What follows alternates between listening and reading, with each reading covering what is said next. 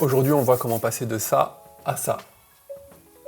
Déjà, dans un premier temps, on va passer son téléphone en mode cinématique ou en mode portrait pour la photo. Rien que de passer en mode cinématique, on voit qu'il y a un flou de profondeur qui s'est créé. Comme je le disais dans une précédente vidéo, le plus important en vidéo et en photo, c'est la lumière. Ici, on voit que c'est la lumière du plafond et que ça ne met pas vraiment en valeur. Vu que dans mon bureau, j'ai accès à une fenêtre qui est juste derrière, ce qu'on va faire, c'est éteindre la lumière du plafond et ouvrir les volets de la fenêtre. Le seul problème qu'on aura, c'est qu'iPhone a tendance à surexposer ses footages pour que les blancs soient bien éclairés. Du coup, ce qu'on fera, c'est baisser un petit peu l'exposition dans l'iPhone. On va descendre à -1, -1.3. Là, déjà, on voit que c'est un peu plus cinématique, que c'est mieux exposé, que le fond est un peu plus décollé de moi-même. Mais par contre, on voit que le fond est un peu trop sombre. Du coup, ce qu'on va faire, c'est rajouter une lumière qui habillera un petit peu l'arrière-plan. Je viens de rajouter le ring light qui était derrière. On voit que ça habille l'arrière-plan et ça crée cette light sur le côté de mon visage. On pourrait en rajouter une ici pour habiller cette partie de l'image, mais pour moi, là, ça me convient très bien. Donc on peut voir dans la composition d'aujourd'hui que c'est assez simple. Quand on a une belle source de lumière comme la fenêtre qui est juste à côté de moi, ça fera la source de lumière principale de la composition de ma photo et j'habillerai juste avec une lumière derrière pour balancer l'ensemble. On est donc passé de ça à ça.